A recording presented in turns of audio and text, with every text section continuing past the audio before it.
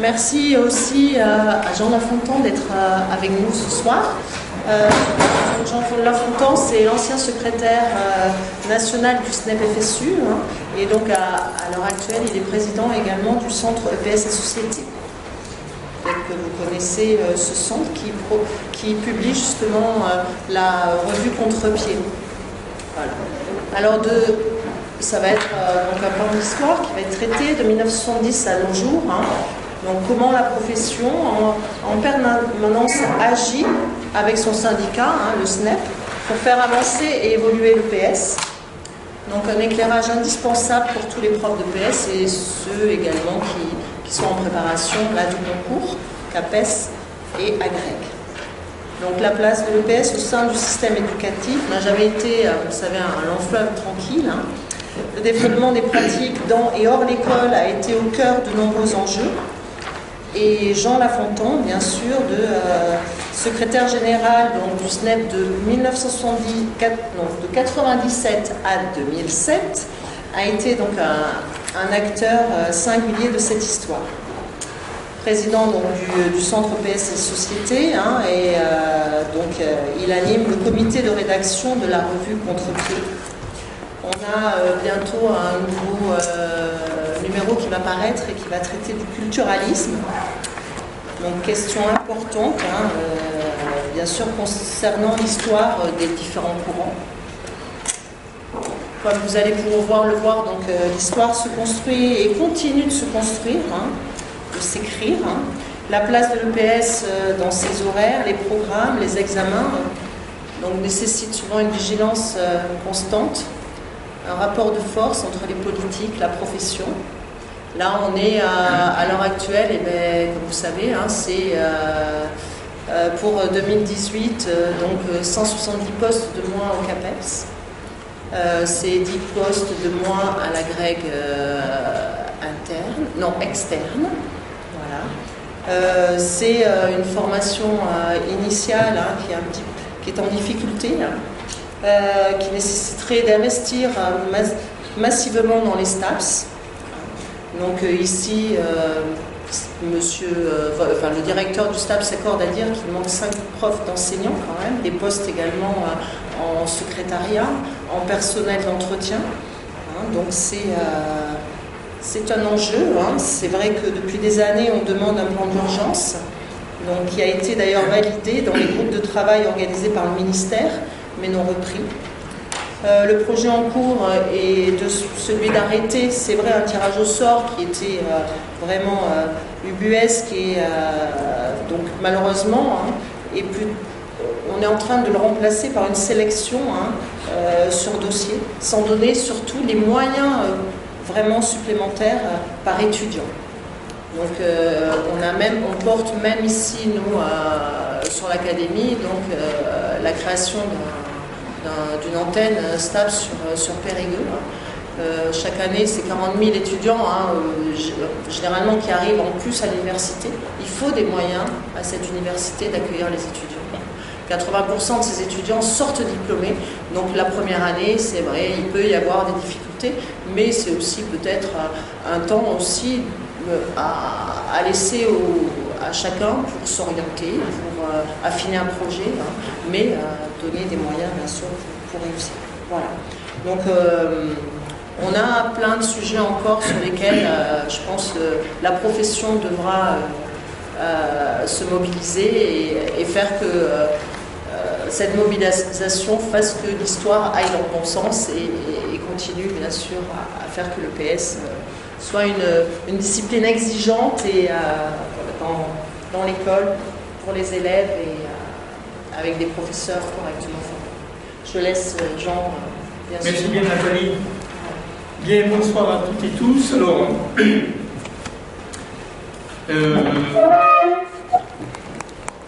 ce que je vais essayer de traiter, alors ça va être un rapide survol, parce que quand même, on ne traite pas presque 50 ans d'histoire, sans faire, je dirais, des raccourcis.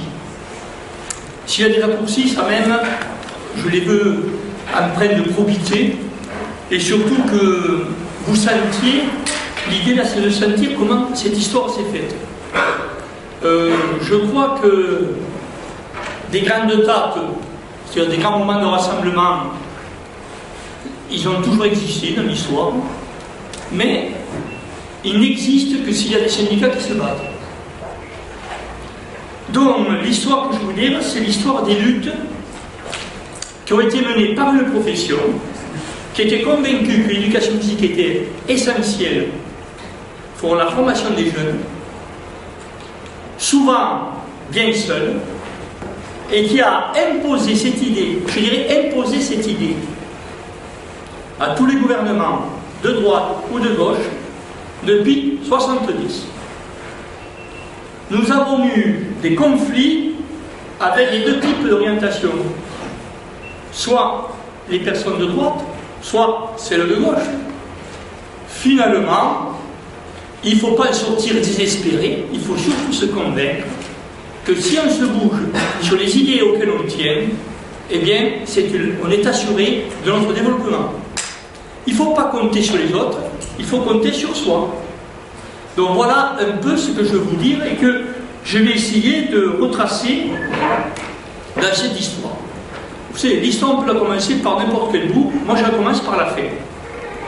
En gros, quand on regarde l'éducation physique, on a une éducation physique qui, contrairement à beaucoup de pays européens, est obligatoire pour tous les jeunes, qu'en collège, en 6e, c'est la 3e discipline, et ensuite, il y a des horaires qui, à mon avis, surtout sur les lycées, sont dramatiquement insuffisants. Je dois dire qu'une réforme des lycées se prépare. Je ne suis pas sûr que l'éducation physique en sorte indemne. C'est important pour vous. Parce que s'il n'y a pas de développement d'éducation physique, si on supprime des horaires, il n'y aura pas de poste en recrutement. Déjà, vous avez vu cette année, 800 postes l'an dernier, cette année, ils rabotent. Vous verrez, dans l'histoire, on a des trucs beaucoup plus dramatiques. Mais quand même, pour parler très récemment encore, Najat Vallaud-Belkacem, mon extrême gauche, pas dans sa tête, mais là, a préparé une réforme des collèges dans laquelle, écoutez bien, elle nous a proposé en négociation que les 4 heures en 6e soient rabotées d'1 heure. Là, ça veut dire qu'on ferme les CAPEX durablement pour 3 ou 4 ans. Deuxièmement, c'était pas assez. Elle pensait qu'on pouvait enlever 1 demi-heure, 30 minutes pour les autres classes. 5, 4, 3. On lui a dit que c'était la meilleure façon de soulever une profession, que finalement, elle pouvait commencer son commerce de ministre, finalement, dans la joie de la rue. On a eu un mal à la convaincre de ne pas en arriver là. Donc, c'est de l'actualité. On a quand même, pour terminer sur la définition de EPS, une EPS obligatoire, finalement, à hauteur parmi les meilleurs d'Europe. On regarde ensuite des enseignants formés comme les autres enseignants à Bac plus 5. Et je dois vous dire que historiquement, on a eu des propositions où quelques députés inspirés pensaient qu'un Bac plus 5 pour enseigner l'éducation physique, c'était un peu cher payé. Ça vous reviendra dans les dents parce que vous êtes jeune. Et ces idées-là existent. Et ensuite, bon, on a une agrégation obtenue en 82 qui s'était faite dans le cadre d'une profession qui avait beaucoup hésité sur la création de l'agrégation. On a eu un congrès pour créer l'agrégation, c'est passé à ras. Je me demande si on n'avait pas été majoritaire, je faisais partie de ceux qui pensaient qu'il fallait créer, ce que serait devenu l'agrégation. Bon, ces choses-là sont faites. Il y a une filière universitaire qui, à mon avis, ne nous convient pas entièrement, parce qu'on pense que sur une filière STAPS, il y a peu de techniques et des activités physiques et sportives. On fait avec ce qu'on a. Et donc, pour vous dire que cette histoire-là, je tiens à le dire parce qu'il y a des syndicats qui le contestent, a été mené presque seul par le SNEF. Et la profession nous remercie. Aux dernières élections professionnelles, je vous explique, les élections professionnelles, ce n'est pas le syndicat qui les organise, c'est l'administration. C'est-à-dire l'administration cherche à connaître ses interlocuteurs. On appelle ça les élections professionnelles. Tous les profs sont invités à voter. On faisait 83% des voix avec 7 listes concurrentes.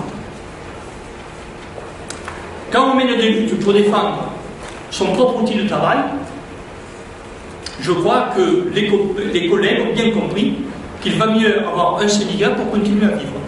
Plutôt bien la vie.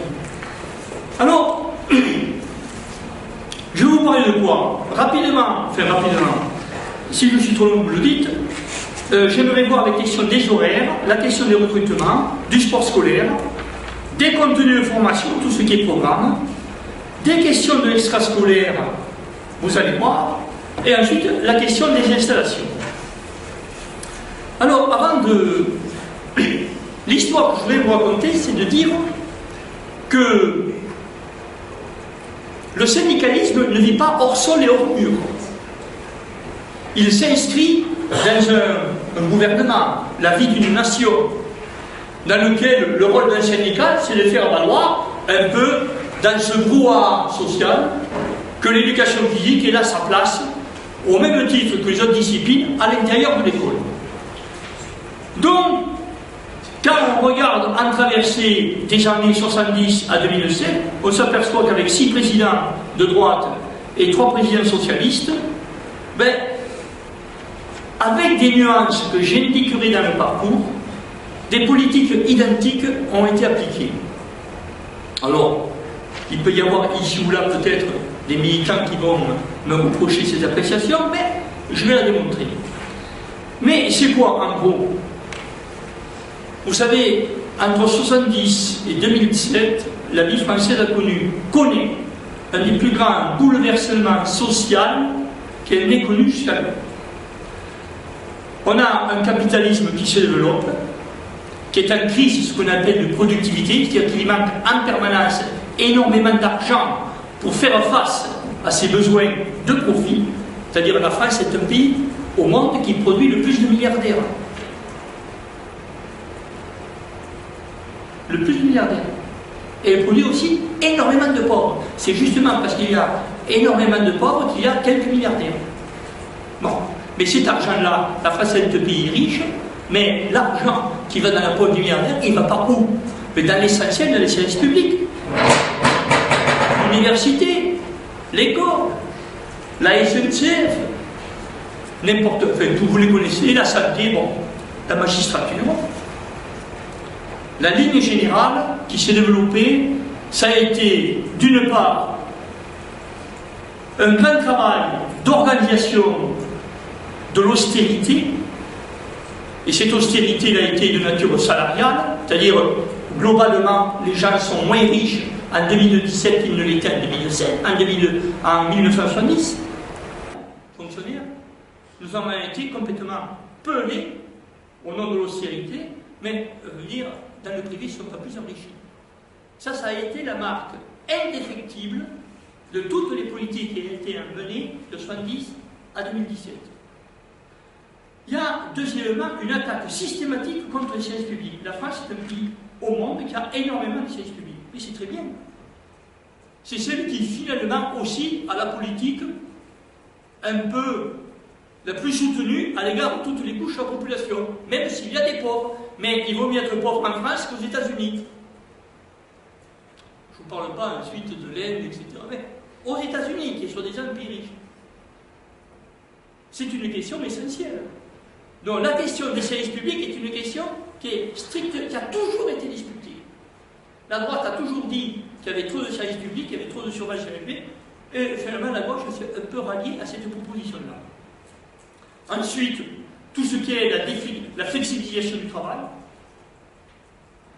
Vous avez vu maintenant avec la loi El Khomri, le code du travail, ce qu'on appelle ça vous passe, ça peut être un peu à côté de vos préoccupations, mais quand vous êtes fonctionnaire, c'est très important, parce que la loi El Khomri, code du travail, pour le privé, il y a son équivalent chez les fonctionnaires. C'est le statut de la fonction publique. qui fait qu'on dit que les fonctionnaires sont intouchables. Ce qui n'est pas vrai du tout, mais c'est ce qu'on veut nous vendre. C'est-à-dire qu'ils sont protégés. Vous savez, si on déprotège le privé, les fonctionnaires, ils passeront à la casserole. Il y a déjà historiquement des propositions de dire est-ce que, franchement, pour l'enseignement, il faut des fonctionnaires? On parle que les fonctionnaires, ça va être régalier. Donc, nous en sommes là. Ensuite, il y a une mutation du rôle de l'État. Le rôle de l'État, ça veut dire quoi? Ben, ça veut dire que de moins en moins, l'État veut courir de surface et invente des systèmes de gestion pour essayer de gérer des budgets qui sont, je dirais, de plus en plus contraints. Et nous sommes maintenant, ben vous voyez, on se dépouille, on privatise. Et ces questions-là, à un moment, fait que, vous voyez, les hôpitaux, ça hurle parce qu'il manque du personnel, l'éducation, etc. Enfin, tous les services publics sont en difficulté. Alors ces questions-là, à mon avis, qui relèvent un peu de tout ce qu'on appelle la financiarisation de l'économie, fait que les syndicats, eh bien, finalement, ils ont un peu la responsabilité de réveiller les uns et les autres et de les rendre, de se mobiliser. C'est ce que l'on cherche à faire. Ce petit tour, je voudrais le compléter, mais je dirais rien d'autre. On est de plus en plus par tutelle de l'Europe. C'est-à-dire que l'Europe nous dicte de plus en plus ses propres exigences réglementaires, sociales, et il n'est pas interdit de penser que de plus en plus, les Français sont de moins en moins maîtres de leur avenir. Ça, c'est un débat. Je ne m'éterniserai pas, mais il faut dire que dans cette longue période, eh bien, finalement, l'alternative politique à ce que la droite, et hélas, la gauche nous offert, c'est une alternative qu'on appelait à travers les pays socialistes, c'est complètement éteinte. En 89, disparition de la RDA, en 91, disparition de l'URSS. Alors pour vous, c'est certainement de la grande histoire, mais la réalité, c'est qu'à un moment, ceux qui se battaient pour un autre monde, ben, on avait des exemples à faire valoir, tout cela s'est effondré, ça a compliqué énormément la vie syndicale. Ensuite, ce qui nous a beaucoup contraints aussi, c'est finalement toutes les questions de l'éducation. Vous savez, de 70 à 2015, il y a eu 12 réformes de l'école. 12. C'est incroyable. Ça veut dire qu'en France, on n'a pas réussi à faire que l'école elle se stabilise sur un ensemble d'objectifs qui soient partagés. C'est un milieu qui est très conflictuel, et d'ailleurs, si vous regardez dans mon dos, j'ai retracé un peu les luttes auxquelles nous avons appelé les enseignants d'éducation physique à se mobiliser pour faire face à toutes les offres que nous contestions. Les collègues, pratiquement, on leur offrait 1,3 actions par mois. C'est, quand je dis, il y a les grèves, il y a les manifs, il y a des rassemblements, il y a des pétitions, il y a des... Enfin, tout ce qu'on peut inventer comme forme d'action, il y en a plus de 610 en 50 ans. Donc, ensuite, 12 réformes, et surtout, le problème de l'école, c'est que vous avez les critiques à travers ce qu'on appelait PISA. On dit la France produit un énorme échec. La France produit un échec, mais elle produit surtout 52% des jeunes de 15 ans qui comptent parmi les meilleurs élèves du monde. On oublie ça. C'est-à-dire, la France, l'école est très très inégalitaire, elle produit une large élite, et en même temps, elle n'arrive pas, et ça, le terme arrivé est un peu malheureux, elle n'arrive pas à faire en sorte que la totalité des jeunes réussissent dans l'école. La France est le pays où le déterminisme social, c'est-à-dire l'origine sociale des jeunes, compte le plus dans les pays de l'OCDE. Compte le plus. Donc la France, elle a une école patrimoniale, on pourrait dire des choses ainsi. Les fils, un fils, je notais dans le récent, 90% des enfants de cadre ont le bac en 7 ans après la 6e, il n'y a que 40% d'ouvriers. Et ensuite, on ne peut pas parler de l'histoire de l'éducation physique sans parler du mouvement sportif. Je ne vais pas m'étendre parce que je vous le rappellerai de temps en temps, mais le mouvement sportif est excessivement vigilant sur les contenus de l'éducation physique. Je ne vous parle pas, surtout avec les JO de 2024.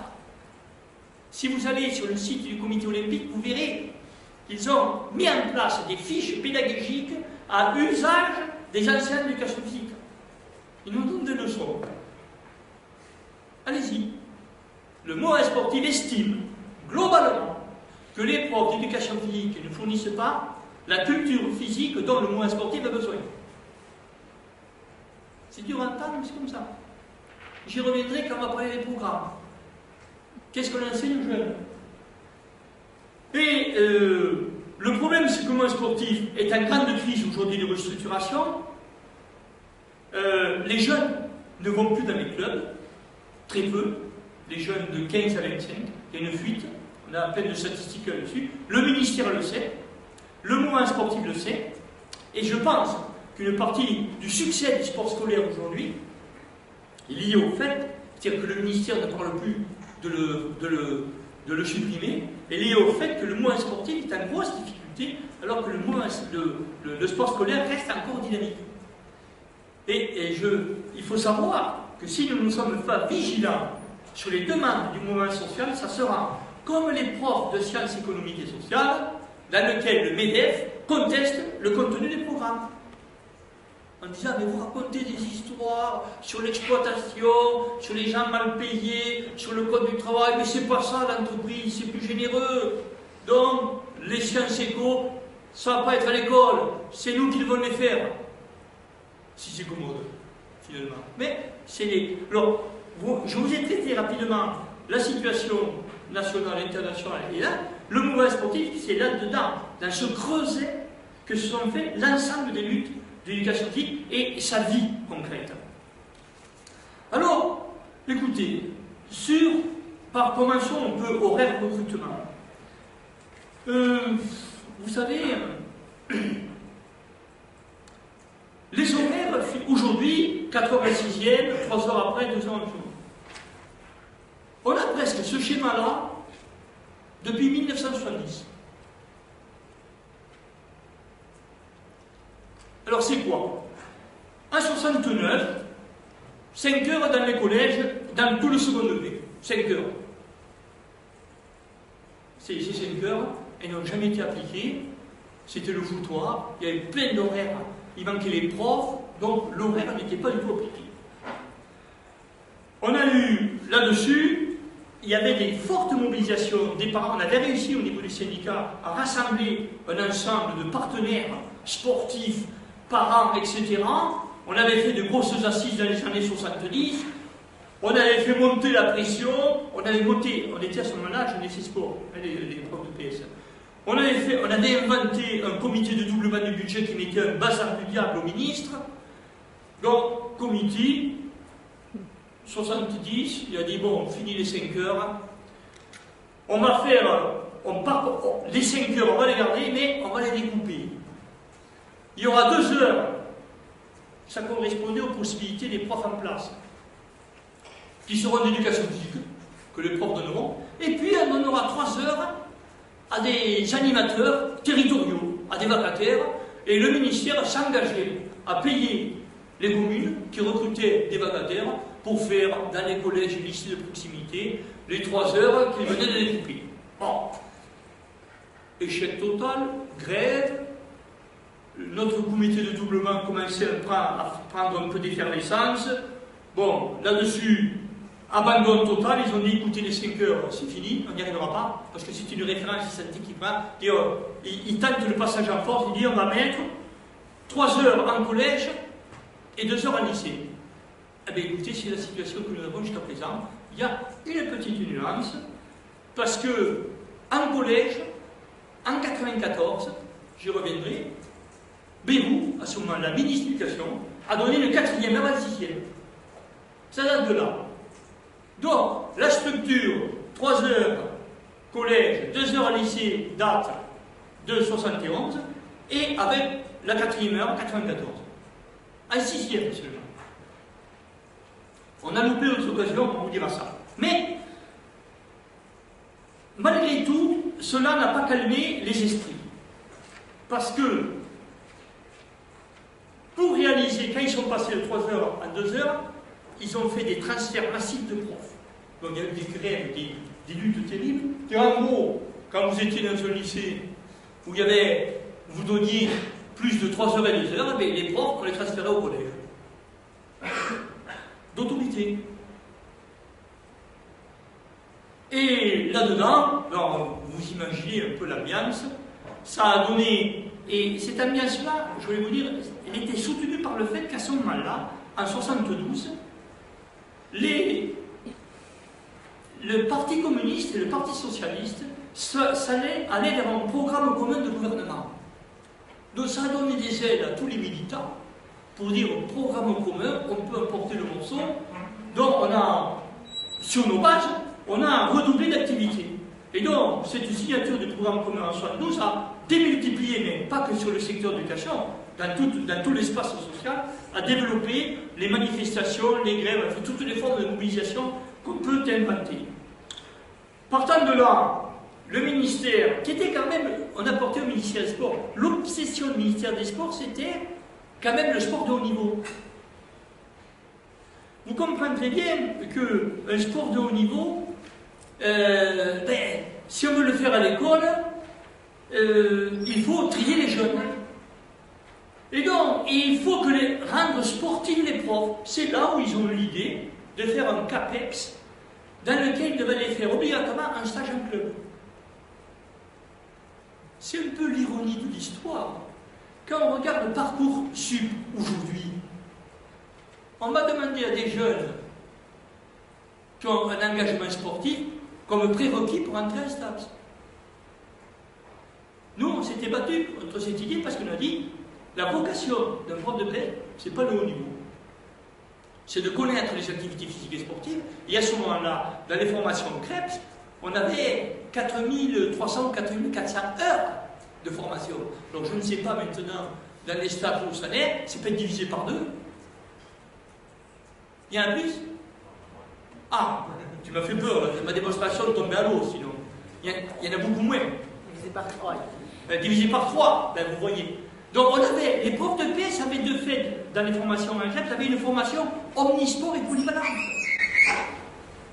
Qui a réellement chuté, enfin on le sait maintenant dans les débats que nous avons avec les collègues. Nous on a des collègues jeunes qui arrivent dans les BAU, ils disent nous le sport scolaire, je ne veux pas faire du foot, je ne connais rien, je peux faire. Nous on aurait dans un BAU, on faisait ce qu'il fallait faire. Donc il y a eu une perte. Mais cette idée-là, le ministère avait eu l'idée de faire un CAPES adapté. Bien.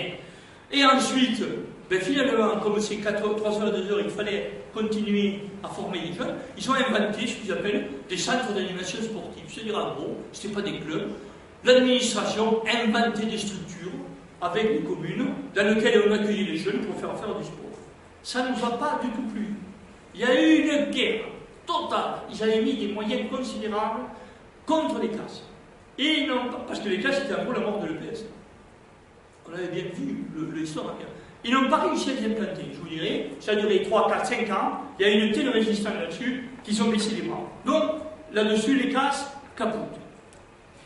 Et en même temps, pour récupérer des moyens, mais vous allez voir, c'est pareil, à l'UNSS, ça s'appelait l'ASU dans ces temps-là. Ça a été l'UNSS après la loi Mazot.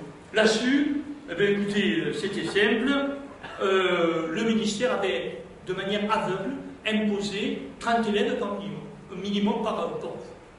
Alors, on sait même aujourd'hui que 30 élèves, dans certains endroits c'est ridicule, dans d'autres endroits c'est très très difficile à mener, parce qu'il y a des conditions de rassemblement, d'installation. Enfin, et là, donc là-dessus, il s'est pris d'autres grèves considérables, on s'est battu, il y avait même des fiches de contrôle, les profs, on les contrôlait sur place, voir s'ils étaient là, s'ils faisaient les cours, enfin bon, les anciens le savent, ça a été des bagarres considérables. Là-dessus. Bon, ensuite, ils se sont aperçus finalement qu'ils ne s'en sortaient pas ils ont cherché, ils ont mis en place, alors, la loi Mazot, ce qu'on appelle, c'est numéro 2. Le ministère, en gros, avait besoin, il venait de constituer le comité olympique. En 1972, c'est là où s'est constitué le premier, et le mouvement sportif commençait à s'organiser. 1972, le comité olympique.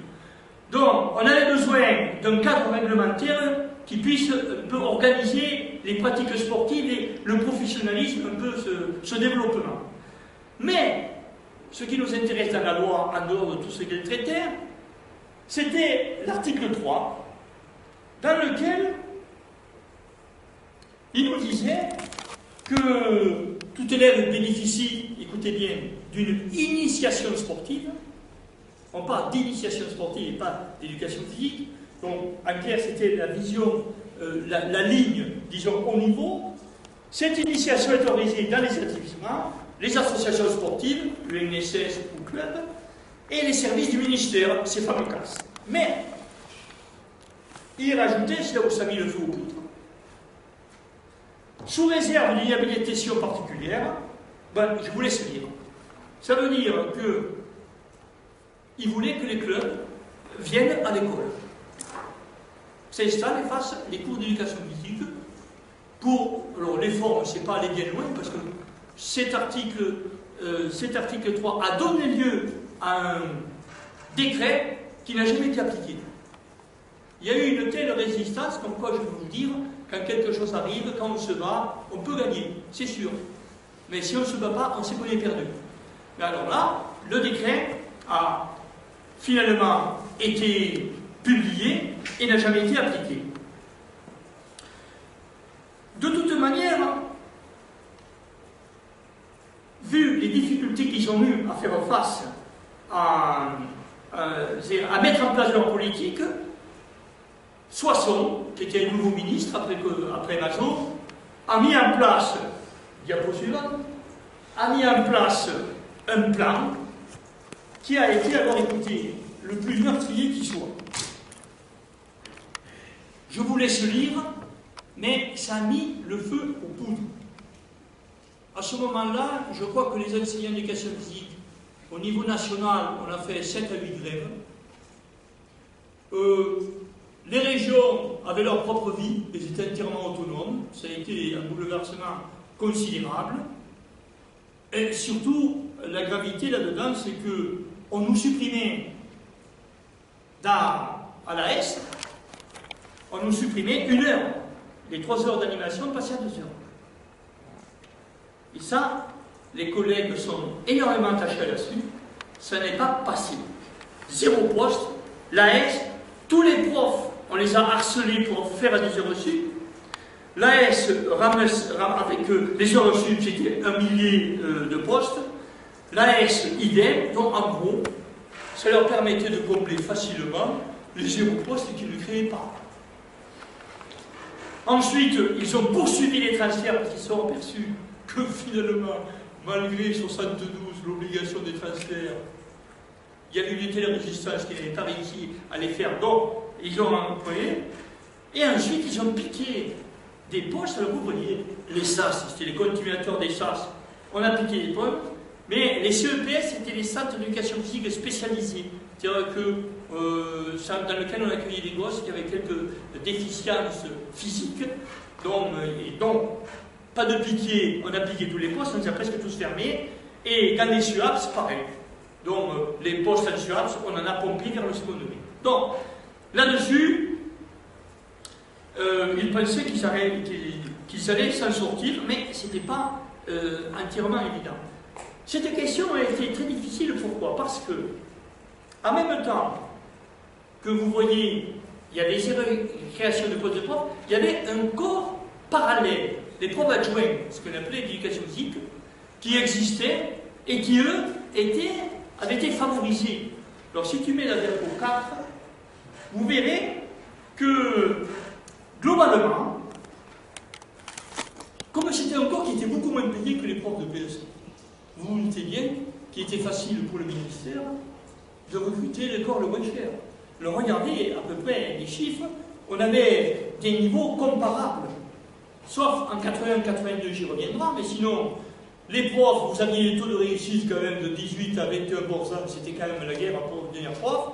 Et à côté, chez les PA, il y avait des fois, en gros, 69-70%, ils étaient profs. Donc, le ministère favorisait le corps des PA, tout comme aussi, il utilisait beaucoup un corps que vous ne connaissez plus, je crois qu'il a disparu tout à l'heure, maintenant, c'était ce qu'on appelait les PEGC, qui avaient des spécialisations en éducation physique. Alors, c'était très commode, parce que dans les collèges, et dans les collèges, parce qu'en lycée, ils n'exerçaient pas, les PEGC, ça leur permettait finalement de combler les trous, de donner quelques heures d'éducation physique, etc.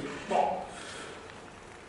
Écoutez, ce plan, on en a eu quand même pour 3 ans. Il s'est, sur l'AS, partiellement mis en place.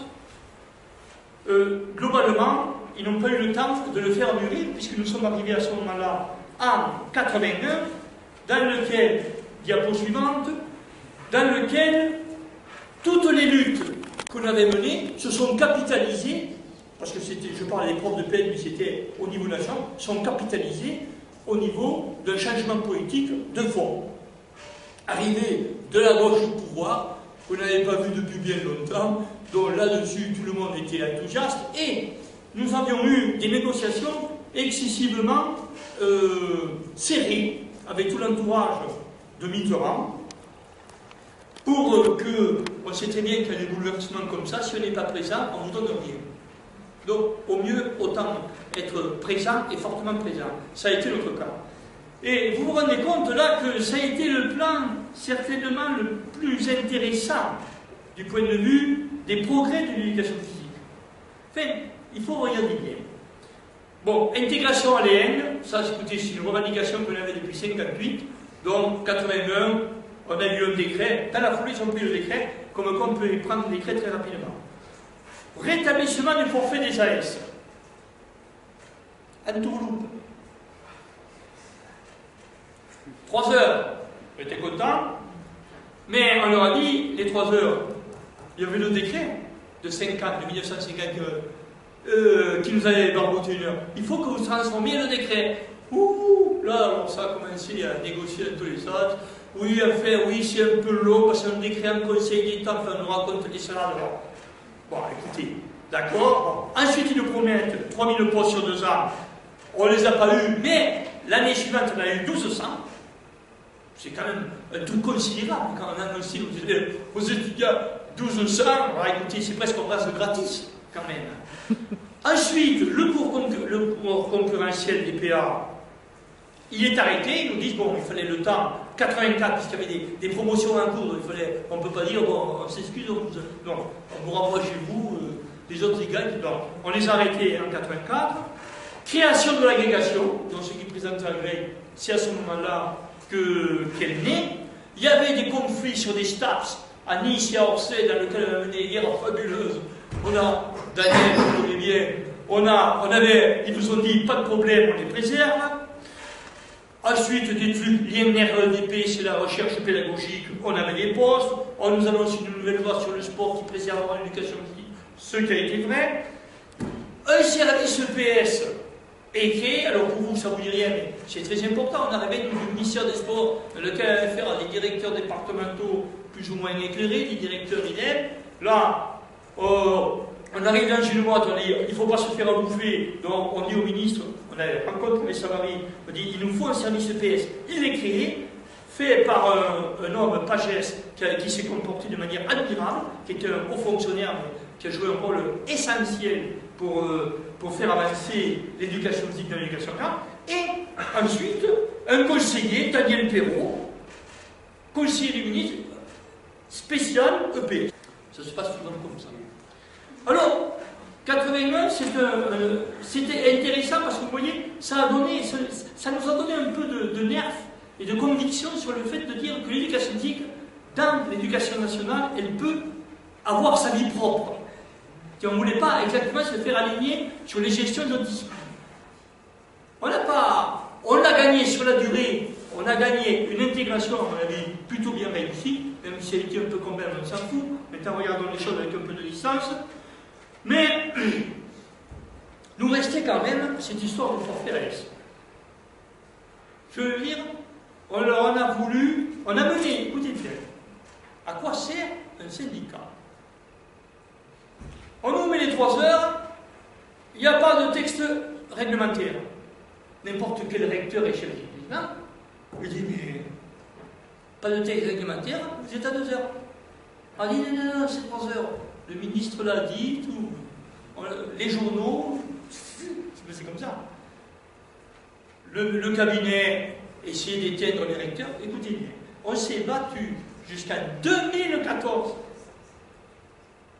C'est en 2014 qu'on a eu, que le décret a été transformé pour les 3 heures dans le service. Vous ne vous rendez pas compte de l'abnégation? Et un truc qui a été porté sans texte réglementaire. Quand on vous dit, les électeurs ne peuvent pas... La lutte, elle peut dépasser les textes. On vous le prouve. On leur a toujours voulu. On leur a dit, écoutez, ce que vous avez fait, c'est pas propre, parce que, en gros, leur idée, c'était pas le texte. C'est que, je vais vous le dire rapidement, mais ils avaient en tête, quand même, que c'était un peu gourmand l'éducation physique, qu'il y avait des solutions autres que l'éducation physique. Et c'est ça ce qu'ils avaient en tête, hein, qu'ils nous ont jamais avoué. Ils l'ont avoué quand ils ont pris d'autres dispositifs hygiéniques. Mais surtout, alors, 81, ça a été. 82, vous savez, il y a ce qu'on appelait le tournant à la rigueur. Vous ne savez pas certainement, mais je vous le dis. En gros, le Mitterrand sent bien que les nationalisations, que toutes les mesures qu'il avait prises, ça ne tenait pas dans le dispositif international, ça ne tenait pas, il ne voulait pas tenir. Bon, bref, on a passé notre peignoir pendant 82, 83.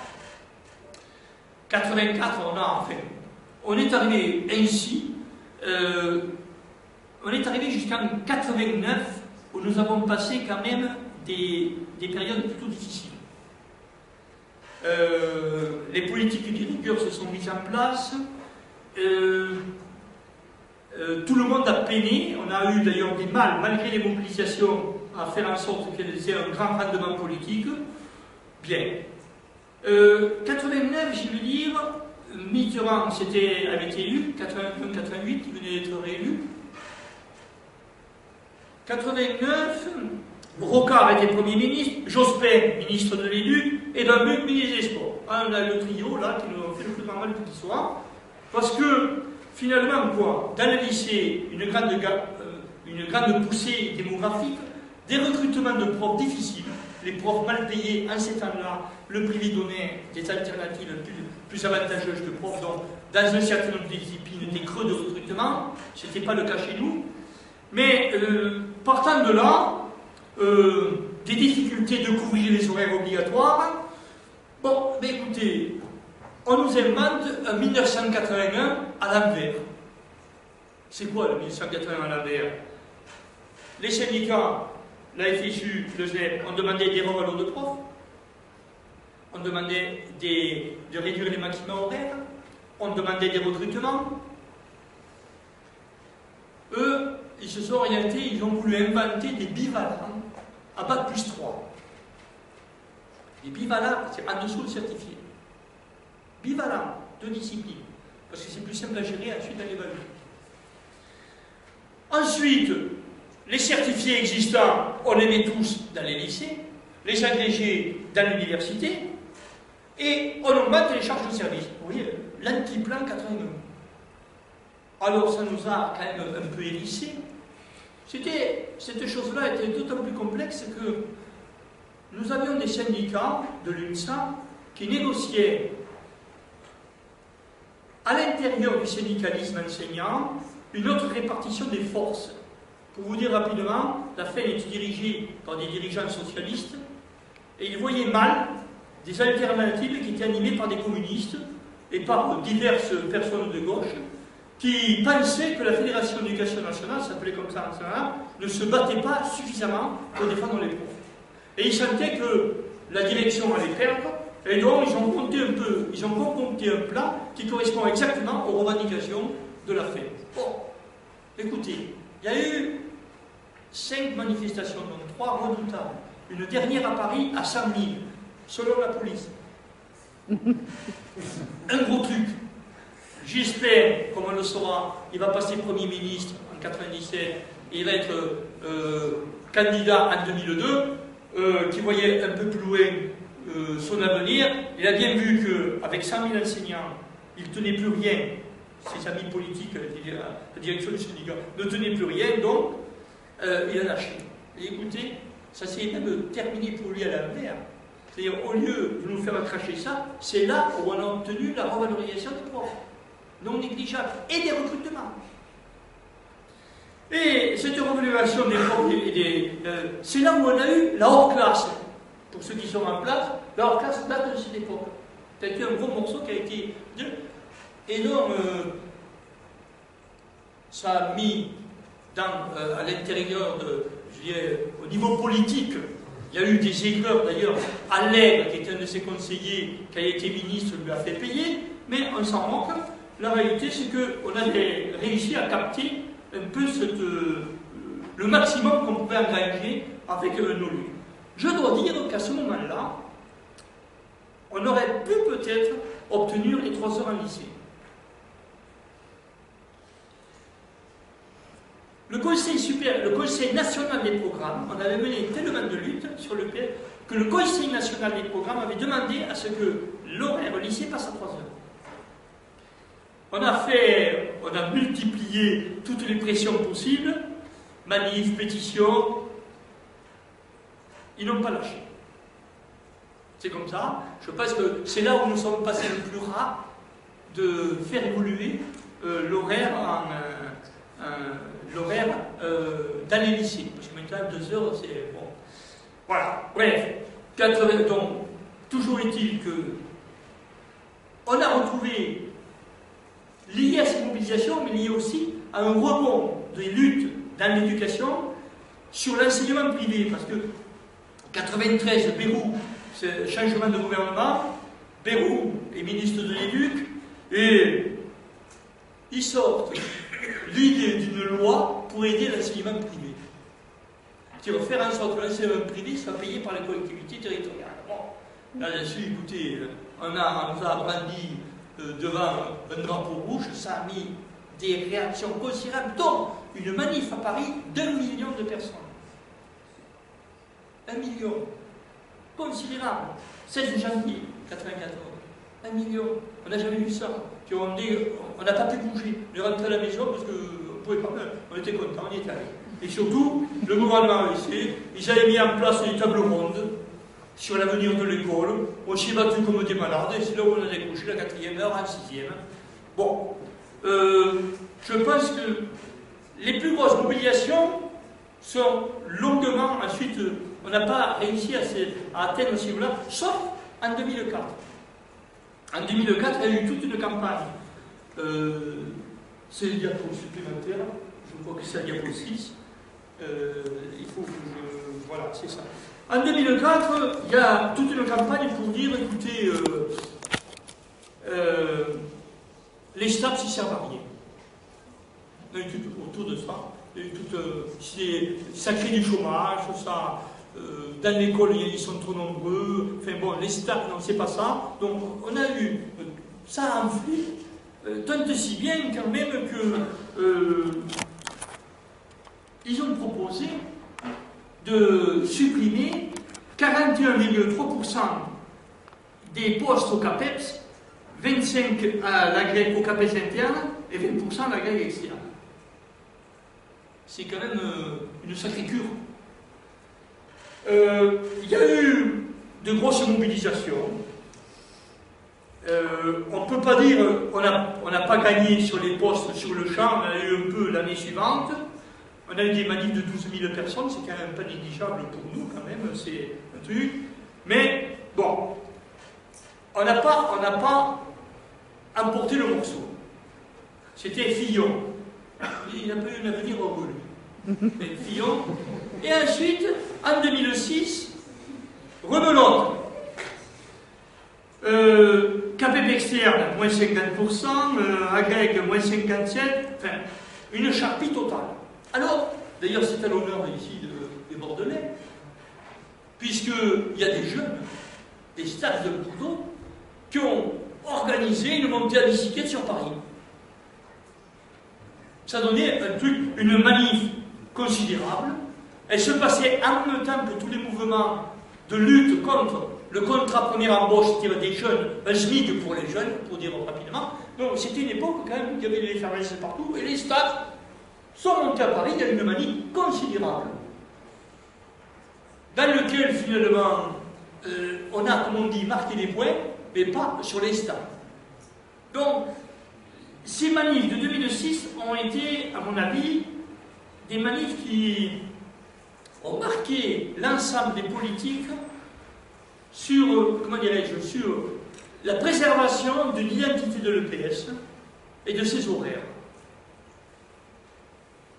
Vous savez, ils ont la mémoire courte, ils sont revenus à l'assaut, mais en tout état de cause, les politiques de création de postes, ça a été au plus bas, elles ont un peu repris, elles ont ressurgi à un moment avec Hollande, mais enfin, globalement, l'éducation physique reste en sous-dotation.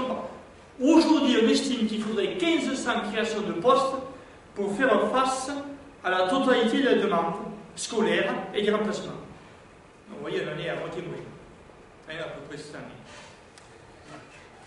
Sur les horaires, je ne voudrais pas, c'est un peu le plus long parce que c'était quand même là-dessus pour vous faire ressentir la manière dont on a préservé un ensemble d'espaces, mais pas peut-être à toute éternité.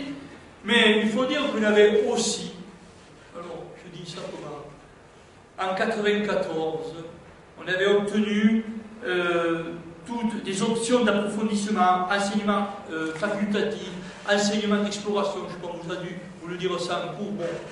C'est en gros un enseignement, en plus des 2 heures d'éducation physique, vous faites 4 heures, 5 heures, 4 heures, 5 heures, 3 heures, 4 heures, 5 heures, suivant le dispositif. Enfin, je vais vous dire, hier je regardais les statistiques pour vous dire quand même, j'ai été dépité parce que les statisticiens du ministère de l'Éducation nationale disaient que c'était négligeable dans l'ensemble des dispositifs de lycée.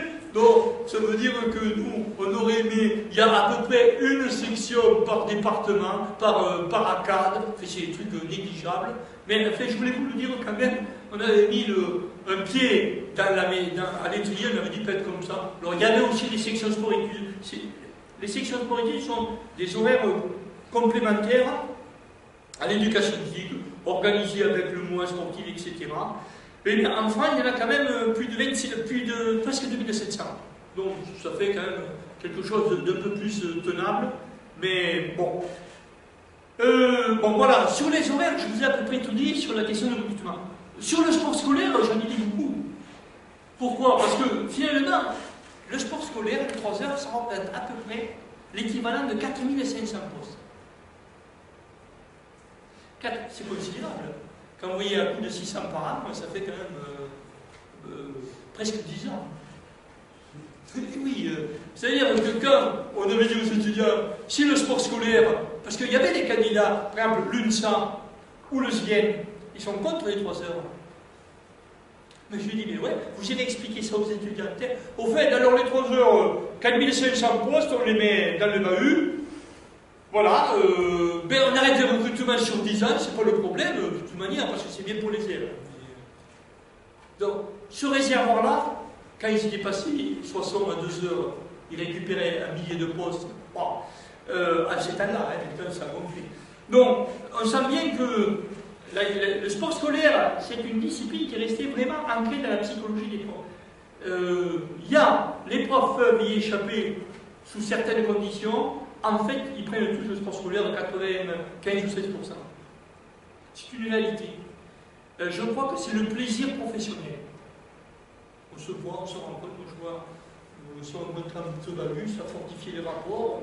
Moi je crois que ça fait partie même, certainement, de l'implantation syndicale de ce côté pour nous aider là-dessus. Mais, quand même, ça a l'air écarté depuis quelques temps.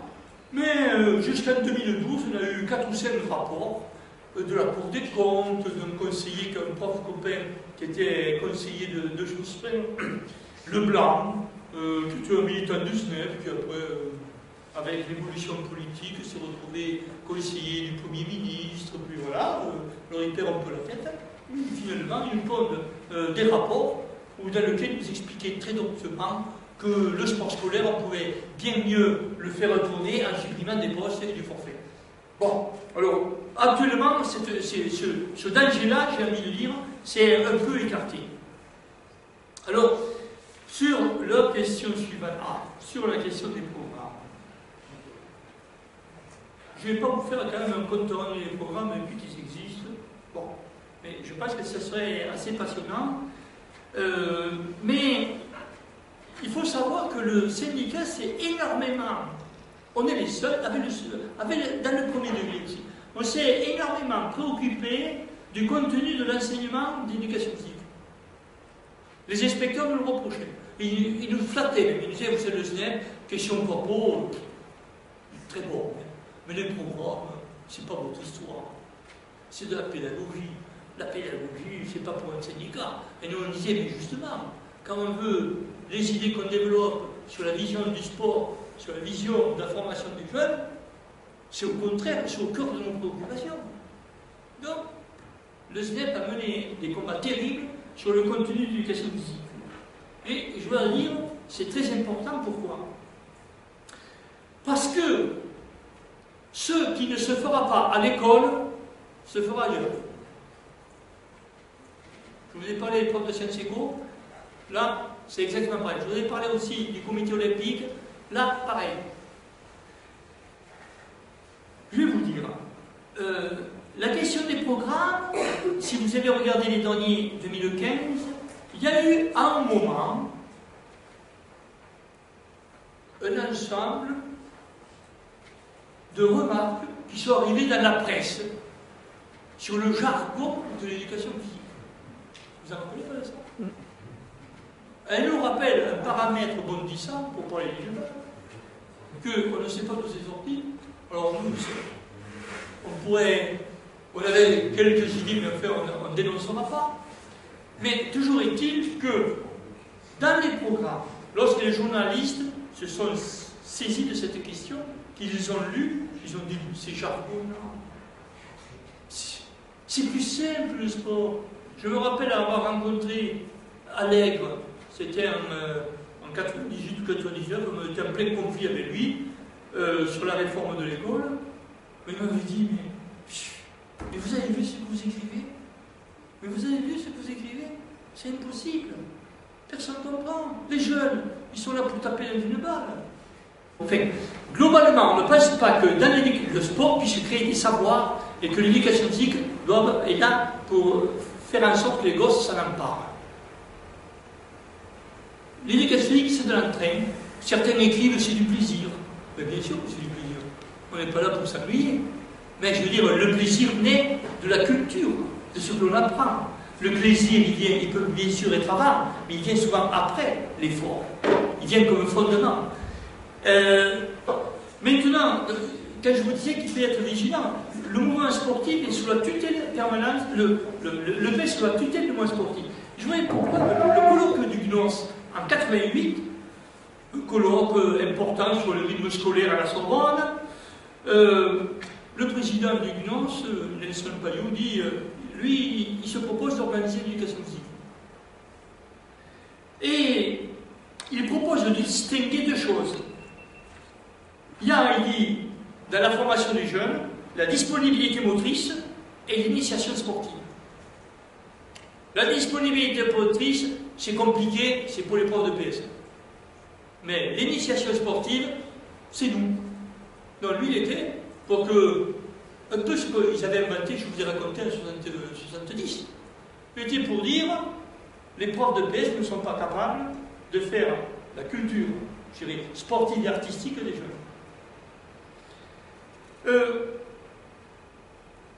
On a eu énormément de peine à se sortir de cet imbroglio des rythmes scolaires. Je vais revenir beaucoup plus longuement tout à l'heure, mais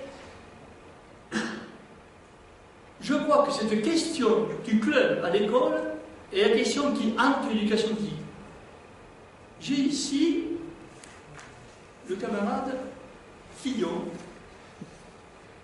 interviewé, c'est dans la lettre d'économie du sport, et qui dit, si on veut vraiment que le sport rentre à l'école et à l'université, Il faut y faire rentrer les clubs et associations et permettre aux jeunes de faire le sport qu'ils ont envie de faire dans les mêmes conditions qu'un sport que l'on pratiquerait de manière volontaire.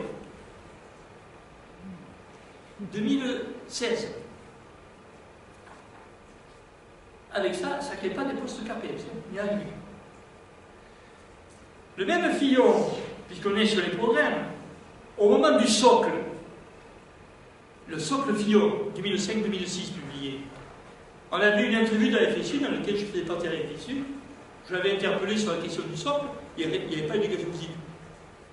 Il m'avait répondu, je le citais dans le bulletin, 22 novembre 2004, je ne vois pas en quoi l'EPS pourrait faire partie du socle commun. Comme quoi il y a de la constance. On le retrouve en 2017. C'est vrai que le socle, qui avait été l'élément constitutif de la culture des jeunes pour l'école de 2006, avait abandonné, n'avait même pas cité l'éducation physique dans l'ensemble des piliers. On a mené des bagarres terribles pour arriver à le faire inscrire. Mais on avait tellement gagné, écoutez bien, on avait réussi en 2004-2005 à faire signer 450 000 signatures, à recueillir 450 000 signatures. Je ne sais pas, je suis les choses politiques de près, si en France, un mouvement quelconque a recueilli autant de signatures. 450 000. On avait mis une telle pression que le Sénat et l'Assemblée l'ont contré à changer le contenu du socle. Y inclure l'éducation physique, pas comme on le souhaitait bien sûr, mais en tout cas garantir la présence, et c'est important, parce que si vous n'êtes pas dans le socle, vous n'êtes pas ensuite dans les dispositifs et des programmes et des examens. D'ailleurs, c'est pour ça qu'il était même prévu que l'éducation physique ne soit plus dans le DNP. Diplôme national brevet. On a réussi, avec des pressions, à le faire, à le maintenir.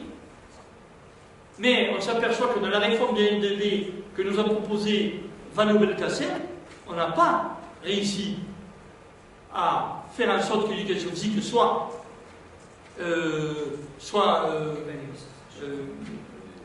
validée au DNB. Ça, c'est deux. On n'a pas réussi. Tout le monde s'y est mis là-dessus. Alors que le socle de 2005,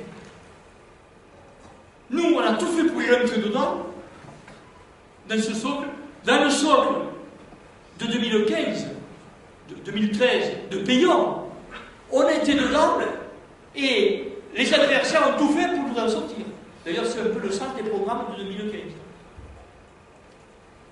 C'est-à-dire, on a chez nous des syndicalistes qui se sont battus au Conseil supérieur d'éducation pour pas que l'éducation physique soit conforme à ce que le socle présentait dans les 5 domaines, etc.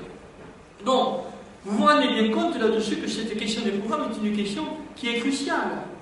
Et en même temps, cette question, elle est, je dirais, congénitale. Les rapports sur le contenu de l'EPS, le débat, le copain avait écrit un article que je trouvais très intéressant, c'est EPS avec ou sans S. C'est-à-dire, est-ce que l'EPS, elle est sportive ou pas? Alors là, je dis un peu les choses rapidement. Quand je dis EPS, c'est... Il y a aussi les arts dans le cirque. Si je suis enregistré là-dessus, c'est que les copains me disent n'importe quoi, il n'y a que le sport. Il y a aussi l'art et le cirque, puisqu'on s'est battu là-dessus pour faire rentrer là les arts depuis les début des années 70 dans les séances d'éducation physique, mais on est dans une situation où actuellement il y a, c'est sûr, penser que le sport doit être l'élément que l'on doit travailler pour nourrir les contenus d'éducation physique, disons-le sous cette forme, alors qu'ils nous sont contestés par bien d'autres courants, au titre du corps, au titre des fois de la danse contre le sport, au titre de refus technique, au titre etc.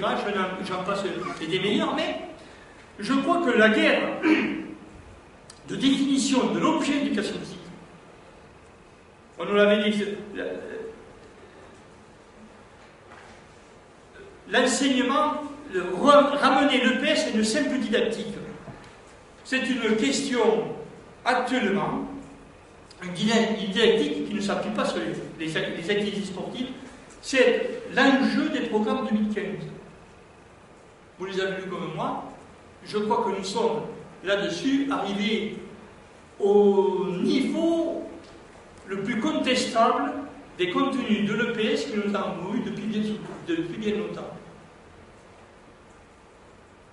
Une EPS aseptisée, sans exigence, qui regarde avec beaucoup de méfiance les activités sportives et qui pense finalement que la pratique des activités physiques et sportives n'est pas d'une grande utilité pour les savoirs que l'éducation physique doit dispenser.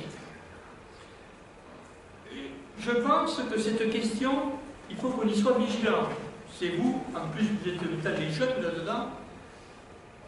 Rappelez-vous, si l'éducation physique ne donne pas satisfaction aux mouvances, au milieu sportif qui accueille les pratiques sportives, on sera dépouillé. Et de ce côté-là, il y a beaucoup de forces qui veillent, qui pensent que l'éducation physique doit avoir une part, peut-être pas à hauteur de ce qu'elle représente aujourd'hui dans l'école. Il y a mieux à faire. Arrivons-nous à nous convaincre que ce n'est pas gagné, la conviction de l'éducation physique. Moi, je veux vous le faire sentir. Je ne veux pas que vous sortiez d'ici rassurés. Voilà. Et non pas vous créer une angoisse irrationnelle, mais je viens de vous montrer là, depuis 2015, c'est hier ça, tous les combats qu'on a amenés pour que l'éducation physique ne soit pas traitée comme elle est traitée actuellement. Je veux dire, comme la traite un ensemble de responsables ministériels et de la DGESCO. La DGESCO, c'est l'organisme un peu du ministère qui traite ces questions de contenu d'enseignement. Il ne traite pas les personnels, les promotions. Donc, c'est les programmes. Dans la DGESCO, on s'est rendu compte dans les débats qu'on a eus ici sur les programmes 2015 qui ne nous ont pas suivis, qui ont tout fait pour transformer sur le fond le programme, le socle payant dont on partageait la conviction. Écoutez, je crois que, parce que je me sens un peu long peut-être. Hein? Non, c'est pas long. Bon. Qu'est-ce que je vais vous dire? Ah oui. Donc, pour regarder rapidement, on peut penser ce qu'a été la concurrence de l'éducation physique sur sa longue période. Cette concurrence, elle s'est faite à travers toute la politique des rythmes scolaires. Alors vous allez me dire, le rythme scolaire, c'est des choses qui ne nous concernent qu'à moitié. Elles sont au cœur de toutes les luttes que l'on a menées depuis 70. On les a eues à tous les virages. On peut dire que de 70-77, ce qui a été mis en place par comité, Mazot, Soissons, était tiré par la question du sport de haut niveau et finalement qu'il était la finalité un peu de l'éducation physique. Je le dis ainsi, mais ça veut dire que les enseignants n'étaient pas au cœur du dispositif de la formation des jeunes. Du point de vue de la perspective, j'entends. Depuis 1977 jusqu'en 2017,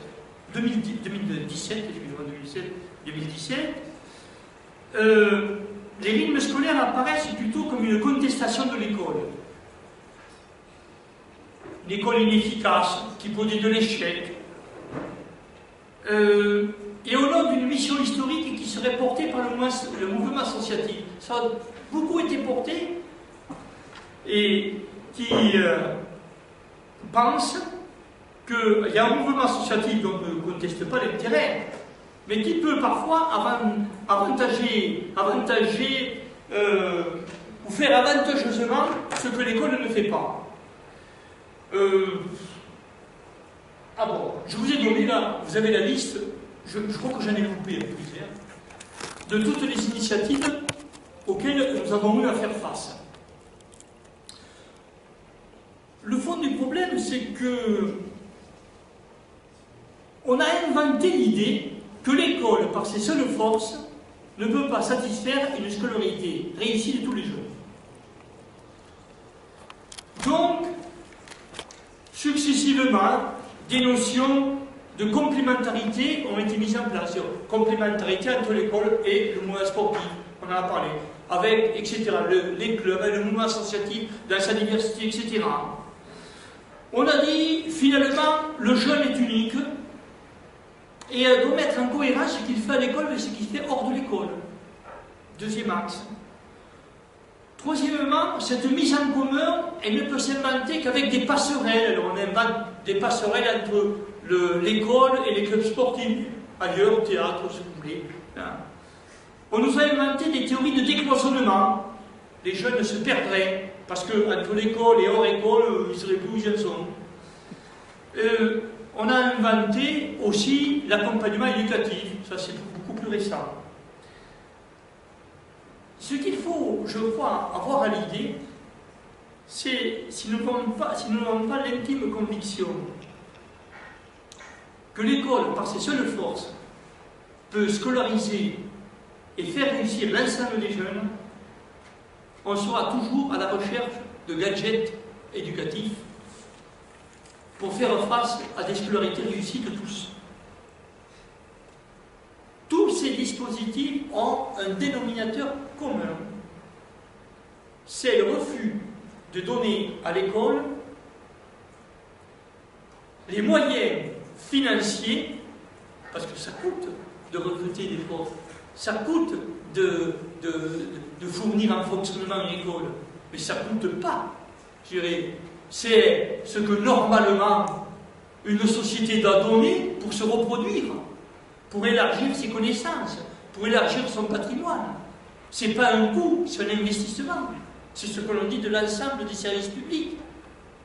Alors quand on n'est pas sur cette ligne, ce que je dis en tout début, ces lignes austéritaires dans lesquelles on nous dit que le budget de la France, il est restreint, il est contraint, bien sûr, on supprime des impôts. Qu'est-ce qui fait un budget? C'est des impôts, directs ou indirects, il n'y a rien d'autre. Mais quand on dit, pour plaire aux Français, on va alléger les impôts, les Français devraient hurler. Ils disent, mais il ne faut pas nous alléger les impôts. Il faut qu'on les rééquilibre, que ceux qui ont beaucoup d'argent payent beaucoup plus d'impôts, que ceux qui n'ont pas beaucoup d'argent, ils payent à hauteur de leurs besoins, un peu comme à la Sécu. Mais il ne faut pas alléger. Il faut vivre des services publics, du bien commun. L'école est par essence du bien commun. Donc, toutes ces théories qui disent que l'État ne peut pas faire face aux besoins financiers que le développement de l'école appelle, c'est comme la même chose dans la médecine. Il y a des progrès technologiques qui demandent des investissements considérables. On dit le coût de la santé, ça vient de plus en plus cher, bien sûr, c'est évident, mais en permanence, une société se développe parce qu'elle crée, elle invente, elle crée des choses, des objets, des produits, des services. Bon.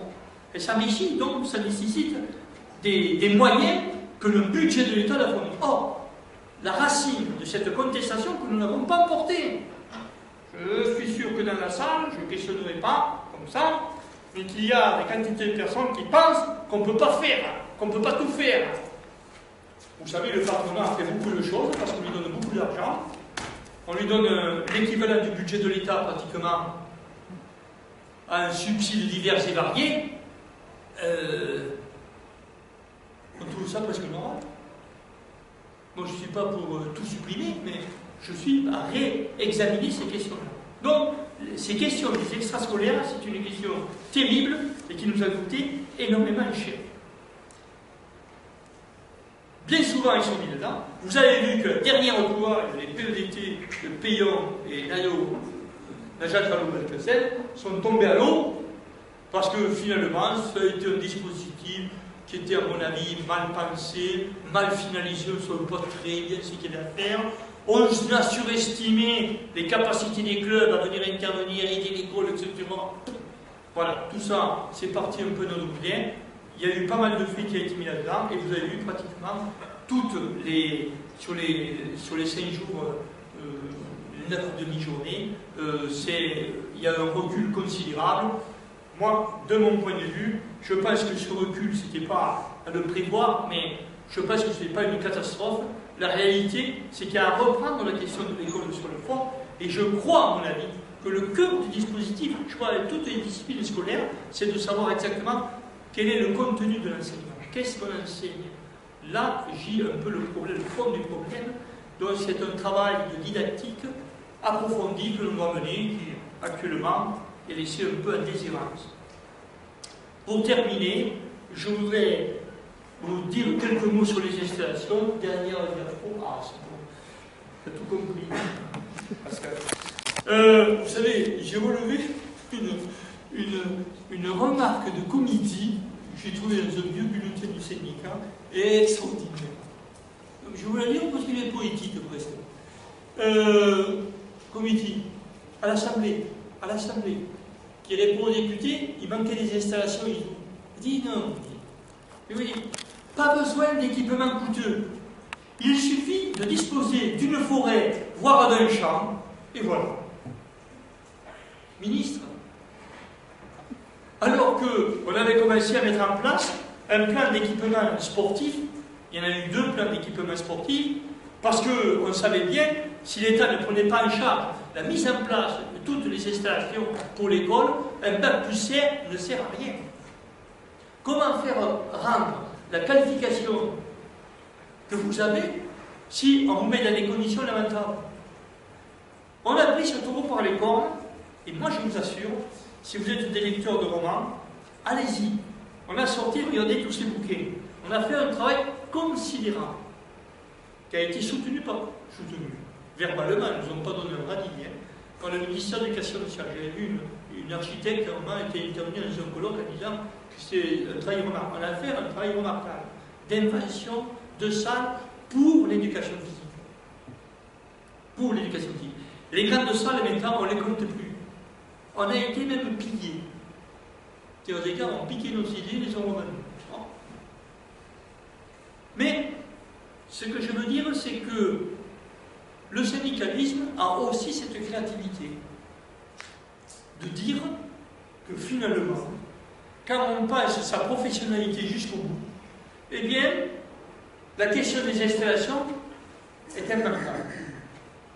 Qu'est-ce qu'il nous faut pour travailler? Alors vous avez vu, on a fait dire, les piscines, les salles spécialisées, semi-spécialisées, grandes salles, lycées, il y a même des guides de chantier, il y a les traçages au sol, il y a les plans de salles, il y a les structures artificielles d'escalade, les SAE, il y a même jusqu'au logo annexe que les copains ont produit, etc. Et je voulais vous faire quand même dire que, vous faire remarquer que je crois que la profession n'est pas entièrement convaincue que les installations sont essentielles dans la mise en place des séances. On l'a prise en charge nationalement, on a fait des quantités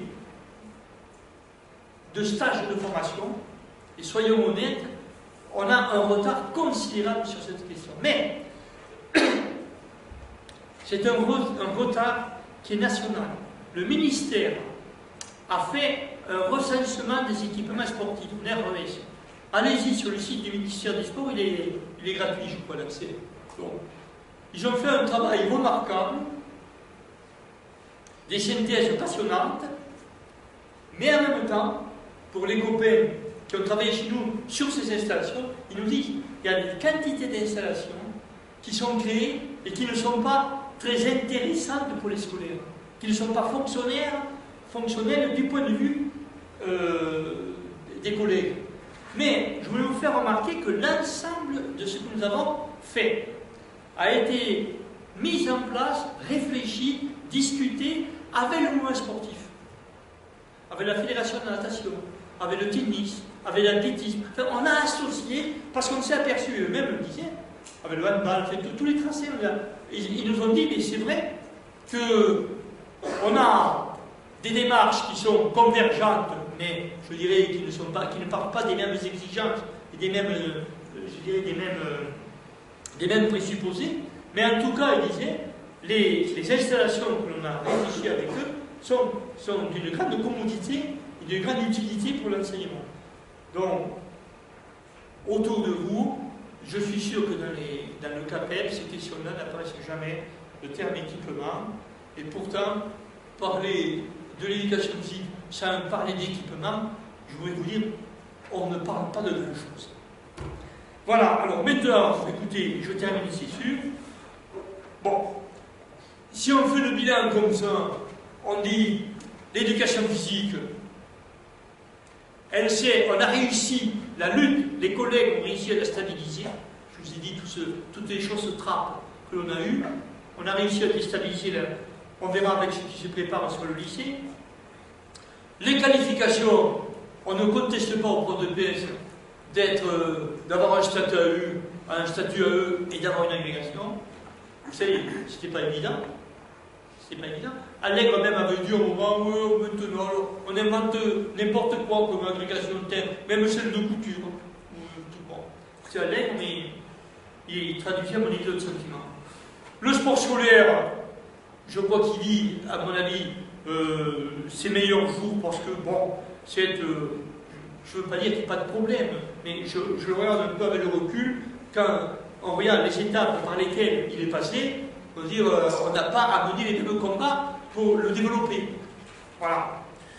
Ben, les recrutements, ça reste à mon avis un point noir, parce que nous sommes loin du plateau que l'on a fixé, puisqu'on l'a fixé à peu près à 1500, il faudrait 1500 postes pour que l'éducation physique, elle vive de manière continue.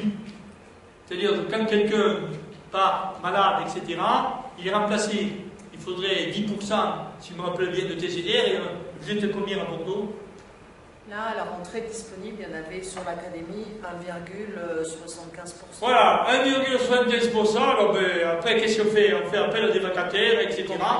Voilà, appelons-les comme on voudra, etc. Donc, ils sont par milliers, et puis voilà. Ça veut dire qu'on entretient un volant de précariat qui est politiquement, c'est pas innocent. On peut les embaucher si on a la volonté de créer de l'emploi public. On peut les embaucher. Puisque à la longue, les syndicats se battent et les précaires en arrivent à leur faire passer, à mettre en place des concours réservés, on invente n'importe quoi. Quand on veut titulariser un fonctionnaire, on peut inventer n'importe quoi, même des concours, il n'y a qu'une épreuve. C'est arrivé. Un concours, il y avait une épreuve. Il répondait juste, il était titularisé. Bon. Et nous, on l'avait demandé, c'est pas de l'ironie. Parce qu'à un moment, un collègue qui a travaillé pendant 10 ans, 12 ans, à la satisfaction de tous, qu'est-ce qu'on allait le frapper de n'importe quoi. Voilà, on le titularise. Et surtout, ce que je vais vous dire, alors, les programmes, n'en parlons pas, on est parti là pour. Mais ça, c'est sempiternel. Mais moi, ce que je voulais vous dire, certainement, c'est qu'il ne faut jamais désespérer. Si chacun est un peu décidé à défendre son métier et à être impatient de le faire vivre. De le faire vivre dans le sens que je viens en gros de vous dire, on fait vivre un corps professionnel quand on lui fixe des exigences et qu'on s'organise pour les faire aboutir. Voilà ce que je vais vous dire. Un peu, alors écoutez, c'est un peu précipité là, parce que en gros il faudrait presque une journée de débat, parce que je passe très rapidement, mais bon. Voilà, je vous remercie.